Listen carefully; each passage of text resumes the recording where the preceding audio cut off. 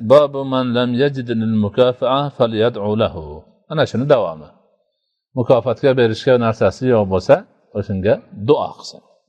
An Anasin anna lil muhajirina qalu ya Rasulullah ذهب الأنصار بالأجر كله قال لا ما دعوتم الله لهم وأثنيتم عليهم به. Anas radhiyallohu anhudan rivoyat qilinadi.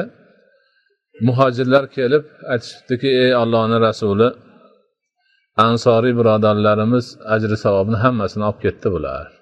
Nimaga? Chunki ansoriylar muhojirlarga dunyoni tarixida misli ko'rilmagan yaxshilikni qilganlar.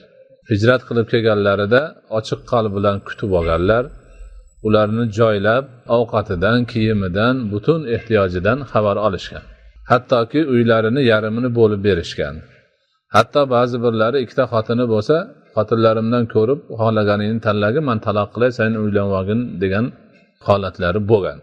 Ya'ni insoniyat tarixida hech bir qavm ansoriy sahobalar kabi muhojirlarga qilgan yaxshiligi kabi yaxshilikni hech bir qavmga qilmagan. Ana shunday ulug' narsalarni qilganlarini ko'rib turgan muhojirlar Rasulullohga aytgan ekanlar. Bular ajr savobni hammasini olib ketdi, bizga qolmadi-yu.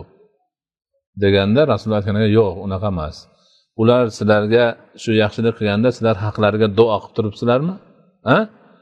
Allohga duo qilyapsizlarmi? Ularning haqida ana shuni o'zi demak sizlarga ham ajr bo'lishiga sabab bo'ladi degan ekanlar. Shuning uchun birov yaxshilik qilganda uni haqqiga duo qilib, uni bir yaxshiligiga hech bo'lmasa duosi bilan qaytarib qilgan odam o'ziga ham savob olar ekan. O'ziga ham yaxshilik bo'lar ekan.